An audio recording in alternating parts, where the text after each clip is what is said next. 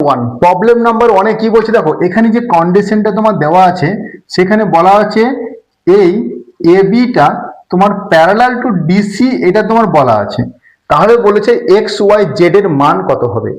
দেখো তো এইটা যদি প্যারালাল হয় তাহলে আমাদের ডি এ ই যে লাইন, এই লাইনটা আমাদের ট্রান্সভার্সাল লাইন, তাহলে এই অ্যাঙ্গেলটা যা হবে এই অ্যাঙ্গেলটা তাই হবে।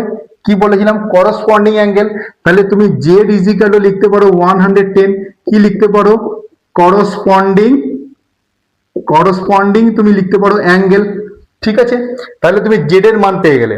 এবার বলো তো এইটা হচ্ছে পেয়ার অফ লিনিয়ার অ্যাঙ্গেল, এই দুটোকে যোগ যদি করা হয় তাহলে এক্স প্লাস 110 ইজিক্যাল টু 180। তাহলে তুমি লিখতে পারো পেয়ার অফ লিনিয়ার অ্যাঙ্গেল। তাহলে লিনিয়ার অ্যাঙ্গেল যদি কন্ডিশন লাগাও তাহলে এক্স ইজিক্যাল টু 180 মাইনাস 110, তার মানে তুমি পেয়ে গেলে 70 ডিগ্রি। তার মানে এইটা হয়ে গেল তোমার 70 ডিগ্রি। জেড এর ভ্যালু 110 তুমি জানো, তাহলে এইটা যদি এক্স হয় তাহলে এটাও এক্স বলে দেওয়া আছে, তার মানে এটাও 70 হবে। তাহলে বলো এই লাইনের সাথে এই লাইন প্যারালাল, তাহলে এটা যদি ট্রান্সভার্সাল হয় sum of two interior angle on the same side, এইটার ভ্যালু কত হবে, 180 হয়। তাহলে তুমি কন্ডিশন কি পাবে, কন্ডিশন পাবে y plus x equal to 180।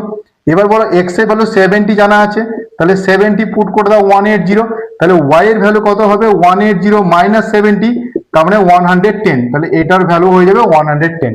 বুঝতে পেরেছো?